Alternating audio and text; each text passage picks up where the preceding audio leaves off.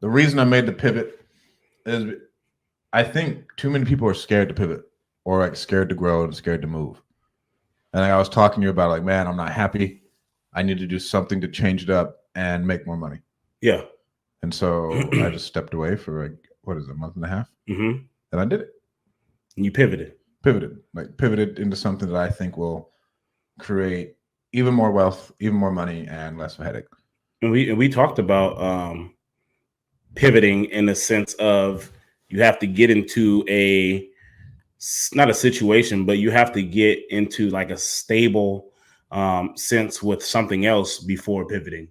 Right. And you don't fall into the pivoting thing, because I try and avoid this, right? To where you're just jumping into one thing and another and another, just like when you're starting out and you don't have your laser beam, you just have fucking 5 different little laser pointers. Yeah. Because nothing is focused in. Mm-hmm. All of the people who, and Brandon Turner talked about this on Instagram. I don't even know how he popped up on my shit. But he's like, Gary Vee started off doing only wine library. Yeah. Everything else he does now, he's hired teams to do it. Yeah. Right. And then he can put a legitimate COO in place, CEO in place to run that company and push it forward.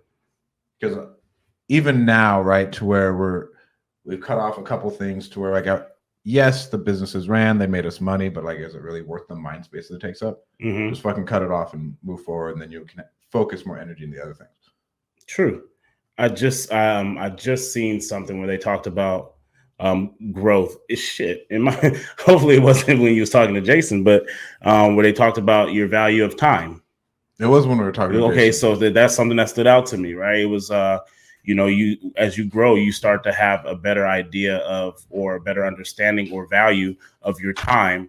And so you learn how to replace yourself in odd end tasks. And he's like he said, you don't want to be out there just writing letters, because you're sending that signal to people that your time is worth essentially sitting there writing direct mail letters.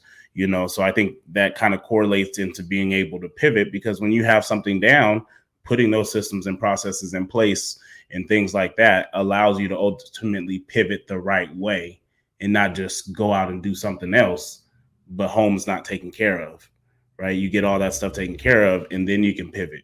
You want to be out there like a basketball player.